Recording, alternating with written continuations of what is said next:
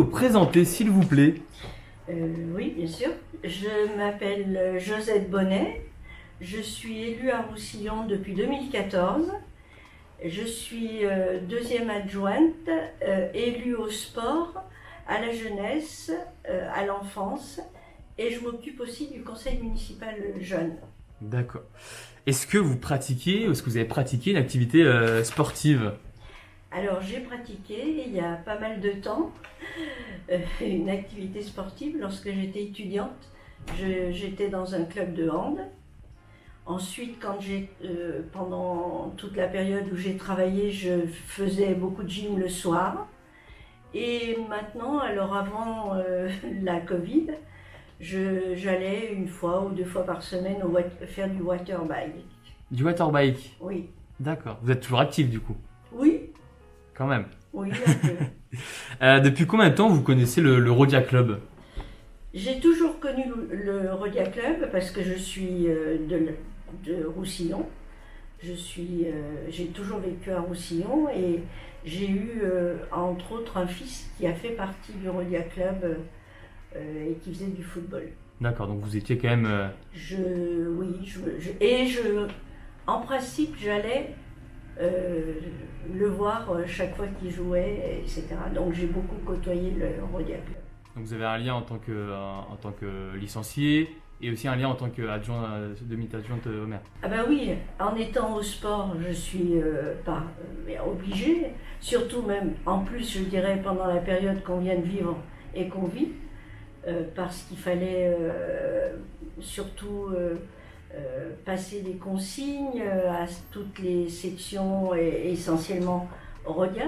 Parce que pour nous, les équipes, les sections Rhodia font partie, elles sont souvent sur Salaise, mais font partie de Roussillon, du fait que la mairie de Roussillon participe et donne des subventions. Ouais. Alors on considère ces associations, ces sections comme faisant partie aussi de Roussillon. D'accord. Et justement par rapport au Rhodia, qu'est-ce que vous pensez de ce club omnisport qui quand même rassemble beaucoup de sections et de son fonctionnement? Alors pour moi, le Rhodia Club, c'est quand même une chance qu'on a dans la région d'avoir autant de sports et d'avoir la possibilité de pratiquer autant de sports différents. Je crois me souvenir, c'est autour de 17-19 sections différentes. Et il y a beaucoup de régions, quand on regarde autour de nous, où ils n'ont pas cette chance-là. On est tout proche des clubs et c'est quand même très intéressant pour tout le monde, adultes comme enfants.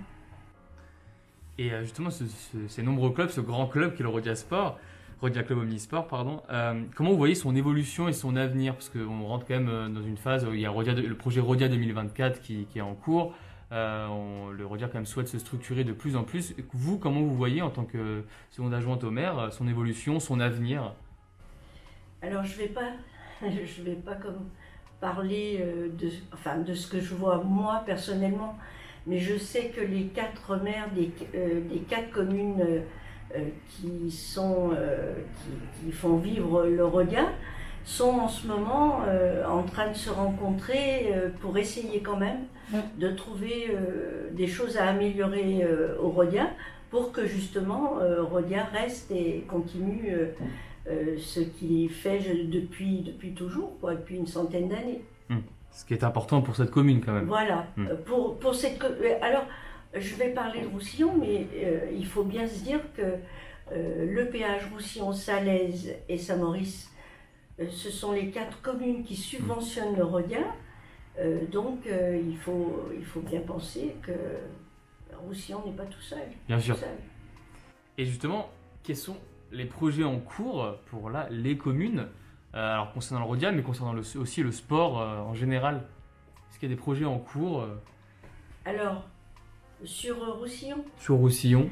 Sur Roussillon, en ce qui concerne le projet, les projets, on a et qui sont aussi qui impactent le Rhodia, on est en train de voir. Et puis on a commencé déjà l'étude on est un petit peu avancé, on voudrait faire un terrain synthétique au stade de la Terre Rouge. D'accord. Ce qu'il faut bien savoir, c'est que Salaise avait un club de football, Roussillon, le Rhodia en avait un autre, et ces deux clubs ont fusionné. Donc on a à peu près 400 adhérents dans ce club, et un stade synthétique sur Salaise, et on n'avait pas de stade synthétique sur Roussillon. Et le maire l'avait mis dans ses propositions quand on a fait notre campagne électorale. Donc c'est en cours. Donc on est en cours. On en est aux demandes de subventions, parce que vous savez très bien, quand on fait quelque chose maintenant, s'il n'y a pas de subvention, on ne le fait pas. C'est vrai. Puisque c'est quand même des sommes importantes. Et justement, on est quand même dans une période, alors en ce moment on est en couvre-feu, on a eu quand même 2 confinements auparavant.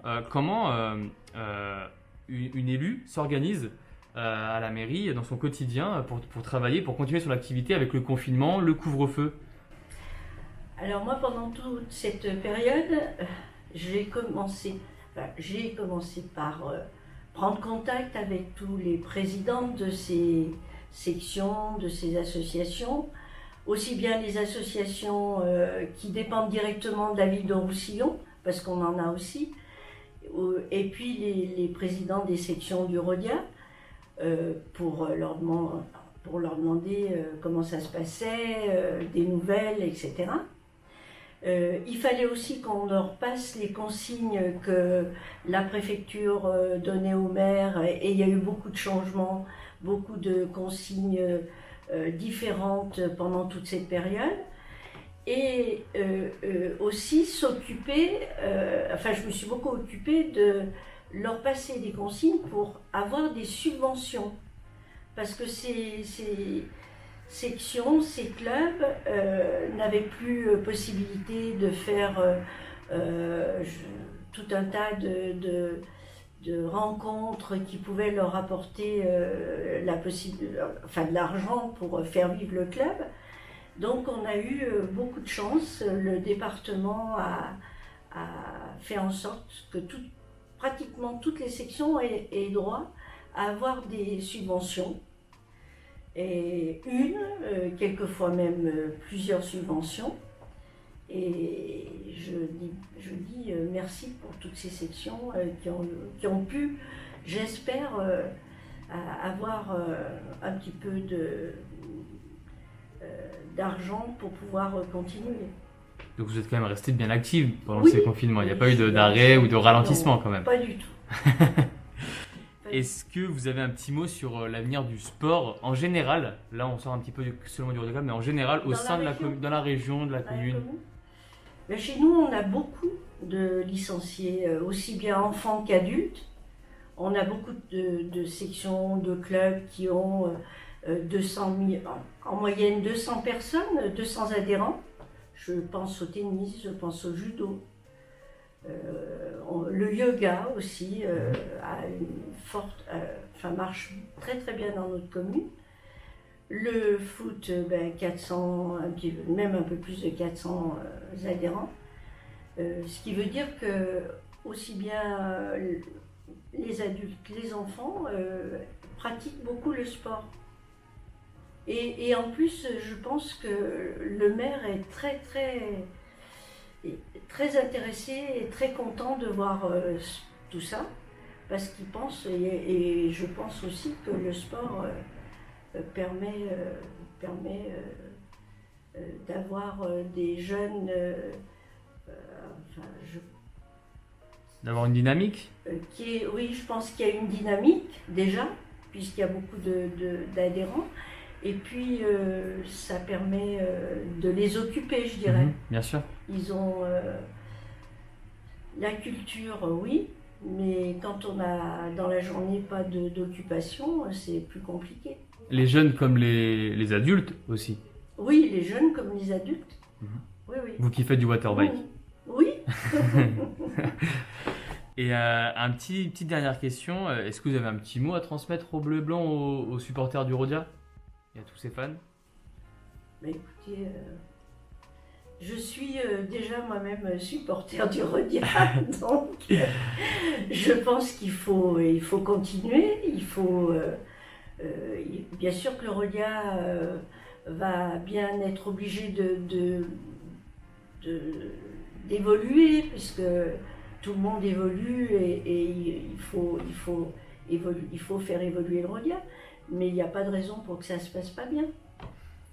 Et puis j'espère aussi qu'avec la période qu'on a vécue, les clubs retrouveront quand même leurs adhérents.